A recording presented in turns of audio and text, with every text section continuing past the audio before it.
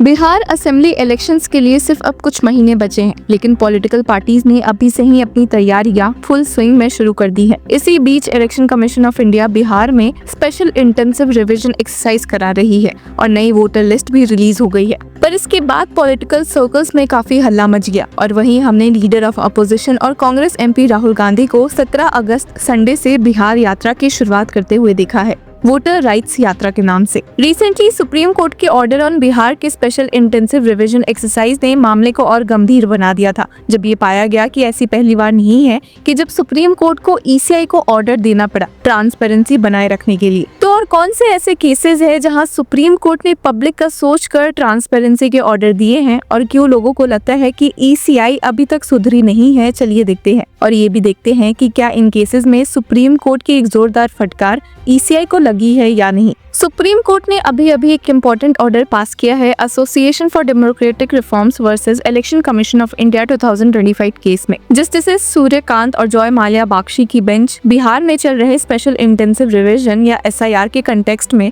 उन्होंने election commission of India को कहा ड्राफ्ट इलेक्टोरल रोल को ज्यादा एक्सेसिबल और सर्चेबल बनाने के लिए, और सबसे इम्पोर्टेंट जो वोटर्स एक्सक्लूड हुए हैं उन्हें क्लियरली रीजन बताओ कि उनका नाम क्यों हटा दिया गया। सिंपल शब्दों में अगर आपका नाम लिस्ट से मिसिंग है तो आपको पता होना चाहिए कि क्यों मिसिंग है ताकि आप चैलेंज कर पाओ। लेकिन इंटरेस्टिंगली ये पहली बार नहीं है जब सुप्रीम कोर्ट ने ऐसा इंटरवेंशन किया है। 1995 में भी एक ऐसा ही लैंडमार्क केस हुआ था, Lal Babu Hussain versus electoral registration officer का। और दोनों केसेस को साइड बाय साइड देखेंगे तो लगता है जैसे हिस्ट्री अपने पुराने सुर दोबारा बजा रही हो। 1995 लाल बाबू हुसैन केस फ्लैशबैक। अब 1994 में दिल्ली और मुंबई में ईसीआई ने एक एक्सरसाइज स्टार्ट किया था नॉन सिटीजन्स को आइडेंटिफाई करके इलेक्टोरल रोल से हटाने का। ये काम लोकल पुलिस के साथ मिलकर हो रहा था। नोटिस जारी हुई लगभग 3 लाख लोगों को अपना सिटीजनशिप प्रूव करने के लिए। अब प्रॉब्लम ये थी कि ईसीआई ने सिर्फ लिमिटेड डॉक्यूमेंट्स एक्सेप्ट किए और राशन कार्ड जो सबसे कॉमन आइडेंटिटी प्रूफ था उसे एक्सेप्ट ही नहीं किया गया था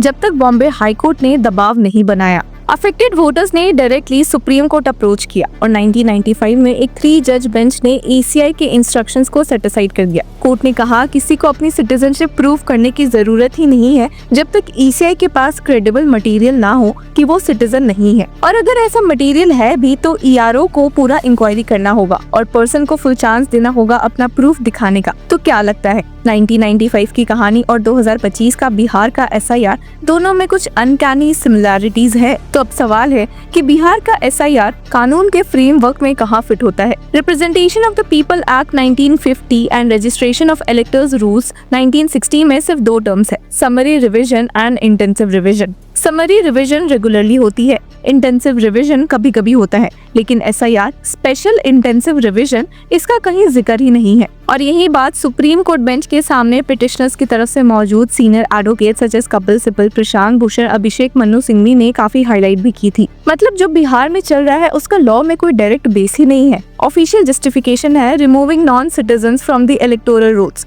लेकिन असली बर्डन आ गया सिटीजन्स पर कि प्रूफ करो कि तुम इंडियन हो। और आइरनी ये कि ईसीआई ने कुछ डॉक्यूमेंट्स ही वैलिड माने हैं। आधार और इलेक्टोरल आईडी कार्ड जो खुद ईसीआई इशू करता है उन्हें एक्सेप्ट नहीं किया गया। मतलब खुद की दी हुई आईडी से भी सिटीजन अपना प्रूफ नहीं कर सकता। इससे एक बड़ी प्रॉब्लम क्रिएट हो रही है जहां सबसे वल्नरेबल, सबसे गरीब और मार्जिनलाइज्ड लोगों को अपना बेसिक डेमोक्रेटिक राइट प्रूफ करना पड़ रहा है। अब सुप्रीम कोर्ट ने बोला है ईसीआई को ज्यादा ट्रांसपेरेंसी लाने के लिए ड्राफ्ट रूल्स को पब्लिक डोमेन में इजी और सर्चेबल फॉर्मेट में डालना होगा और जो नेम्स एक्सक्लूड हुए हैं उनका रीजन फॉर एक्सक्लूजन क्लियरली देना होगा। ईसीआई का क्लेम है कि ज्यादातर लोग इसलिए रिमूव हुए हैं क्योंकि या तो वो माइग्रेट कर गए हैं या फिर उनकी डेथ हो गई है। लेकिन सुप्रीम कोर्ट का ऑर्डर अब एक लिटमस टेस्ट बन गया है कि ये क्लेम सच है या सिर्फ एक ब्लैंकेट जस्टिफिकेशन। और हाँ, सुप्रीम कोर्ट ने एक और इम्पोर्टेंट पुश दिया, आधार और इलेक्टोरल फोटो आईडी कार्ड को वैलिड प्रूफ माना जाए। मतलब अब एसआईआर का फोकस शिफ्ट हो गया है सिटीजनशिप प्रूफ से रोल की एक्यूरेसी पर। 1995 से लेकर अब तक सुप्रीम कोर्ट और ईसीआई का रिलेशन जनरली कोऑपरेटिव रहा है। बहुत सारी इलेक्टोरल रिफॉर्म सुप्रीम कोर्ट ने पुश किए और ईसीआई ने इम्प्लीमेंट किया, जैसे एसेट्स और क्रिमिनल केसेस डिक्लेयर करना,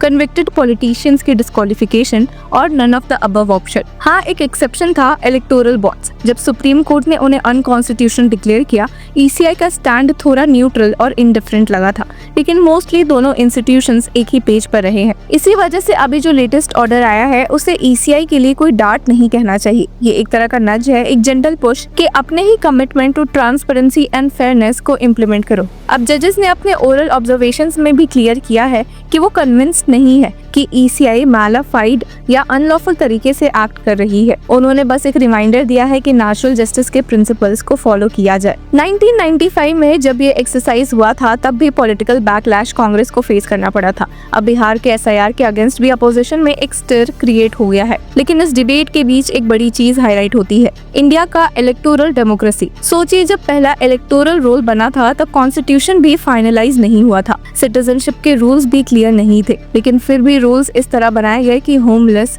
landless and even uneducated women, जिन्हें सिर्फ XYZ की माँ या XYZ की पत्नी कहकर लिस्ट किया गया था, उन सबको इंक्लूड किया गया था। वो इंक्लूसिवनेस ही थी जिसने इंडिया को दुनिया का सबसे बड़ा इलेक्टोरल डेमोक्रेसी बनाया। अगर उस टाइम एसआईआर जैसी कैलस और हार्श अप्रोच होती तो शायद ये ड्रीम कभी रियलिटी नहीं बनता। तो अब सवाल ये है जो हर कोई पूछ रहा है कि has the supreme court scolded ECI? तो जवाब है नो। डांटना होता तो कोर्ट का लैंग्वेज और टोन अलग होती। यहाँ कोर्ट ने एक इंस्टीट्यूशनल रिस्पेक्ट मेंटेन किया है। उसने बस ईसीआई को अपने ही ट्रांसपेरेंसी स्टैंडर्ड्स याद दिलाए। मतलब एक टीचर ने स्टूडेंट को डांटा नहीं, बस होमवर्क अच्छे से करने को बोला है, जैसा कि लोग अज्यूम कर रहे हैं। अब डांट और नज में फर्क होता है और ये ऑर्डर एक नज है, डांट नहीं। आज से लगभग 30 साल पहले 1995 में सुप्रीम कोर्ट ने बोला था किसी को अपनी सिटीजनशिप तब तक प्रूव नहीं करनी होगी जब तक ईसीआई के पास क्रेडिबल रीजन ना हो। आज 2025 में सुप्रीम कोर्ट फिर वही राइम रिपीट कर रहा है, ट्रांसपेरेंसी, फेयरनेस एंड एक्सेसिबिलिटी पर जोर देते हुए। लेकिन ये भी रिमाइंडर है कि हमारी डेमोक्रेसी की स्ट्रेंथ सिर्फ पार्लियामेंट या सुप्रीम कोर्ट पर नहीं बल्कि उस बेसिक ट्रस्ट पर टिकती है जो आम नागरिक और उसके वोट के बीच होता है।